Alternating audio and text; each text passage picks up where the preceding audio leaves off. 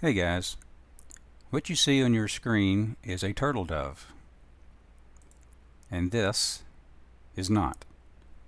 Now you may be asking the question, why am I showing pictures of these two obviously different creatures? Well, I'm glad you asked that question. In this video, I would like to take a look at this Hebrew word, which is Strong's H8449. But before we do, I want to give special thanks to Charles of the Braddah Eon channel. Charles is the first person that I've seen point out this obvious Bible change. But this is such excellent evidence of a Bible change that I wanted to include it on my channel as well. So let's get right to it. Okay, we see that this word has been translated 14 times in the KJV, and it's been translated as turtle dove and turtle. Now let's look further. We have the Gesenius Hebrew Chaldee Lexicon, and this is the complete entry for this word, and we know that a lexicon is a dictionary. So how is this Hebrew word defined? A turtle dove. There is no other definition in here anywhere other than a turtle dove. Okay, so let's look at some of these scriptures where it has been translated. And I'm not going to read the entire scriptures here, but I'm going to read parts of them, and you'll understand why when I do.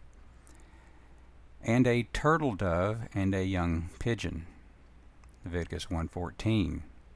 His offering of turtle doves or of young pigeons. Leviticus 5:7.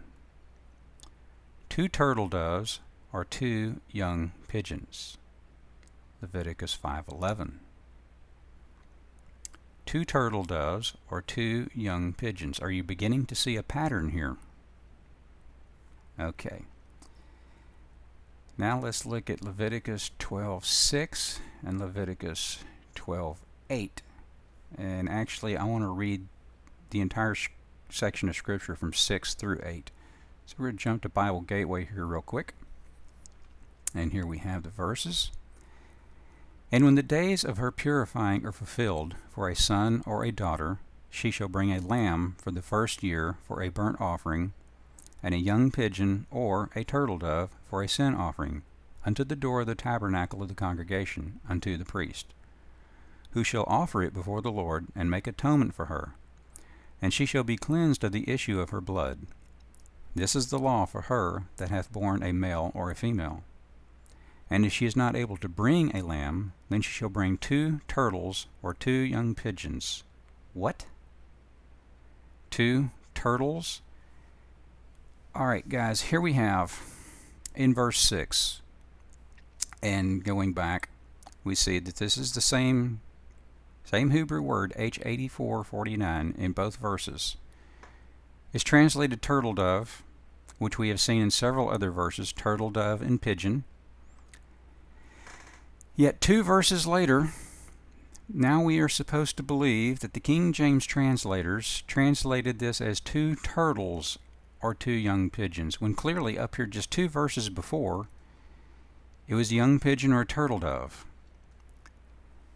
Now because she's not able to bring a lamb, we're expected to believe that it has been changed to 2 turtles as opposed to 2 turtle doves? I think not. This is the same Hebrew word we have seen in the lexicon that is defined as turtle dove and only turtle dove. But yet now we see here in Leviticus 12:8, just 2 verses later, for some inexplicable reason, we are supposed to believe that the King James translators translated this same Hebrew word as turtles, when clearly it is the same as up here, or should be. I mean, if you translate this word the same way, this would be 2 turtle doves or 2 young pigeons, which matches the pattern we've seen in the rest of these verses. Okay, let's go a little further. I want to look at the last couple of verses here where we see this word. And we have the Song of Solomon, chapter 2, verse 12. The flowers appear on the earth, The time of the singing of the birds is come, and the voice of the turtle is heard in our land. How many of you have heard the voice of a turtle? I know I haven't. And here we're talking about the singing of the birds. The lexicon tells us that this word means turtle dove. It should read, at the time of the singing of the birds is come, and the voice of the turtle dove is heard in our land. This, folks, is what was originally translated in this verse. Turtle dove, not turtle. And then here in Jeremiah 8, verse 7, chapter 8, verse 7, yea, the stork in heaven knoweth her appointed times, and the turtle, and the crane, and the swallow observe the time of their coming, but my people know not the judgment of the Lord. So we have a stork, and a crane, and a swallow, all three birds, and a turtle. No, this was turtle dove. The word used to be turtle dove in our King James Version of the Bible. There simply is no way that anyone can justify or defend that the original King James translators translated this word as turtle. Now, they may offer some kind of weak argument that, well, clearly this was a mistake made by the King James translators that has managed to go uncorrected all this time.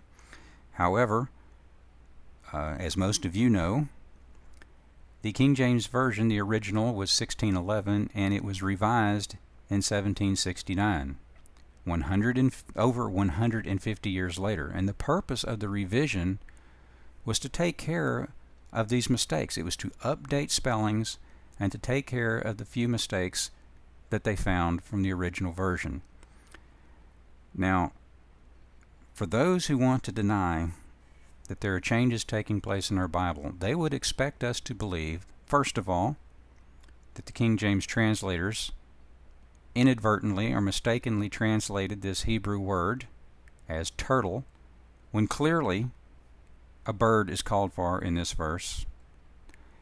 And clearly, we're talking about birds again, and they're singing. Clearly, turtle dove should be called for in this verse. We are expected to believe that they made this mistake in 1611 and accidentally translated as turtle. And then after 150 years, after scholars have been through the Bible over and over again, they got together and decided to do a revision to the King James Version and corrected all the mistakes, yet they managed to miss this. And you know, as they were working on checking for all these mistakes, they would have read through all the verses in the Bible, and they would have been right here at Leviticus 12:6, and they would have saw that it was translated turtle dove. And yet 2 verses later, the same Hebrew word has been mistranslated as turtles. I'm sorry, it's impossible that the revision done in 1769 could have missed this. This is clear proof that the King James Version has indeed been altered. Thanks for listening, guys.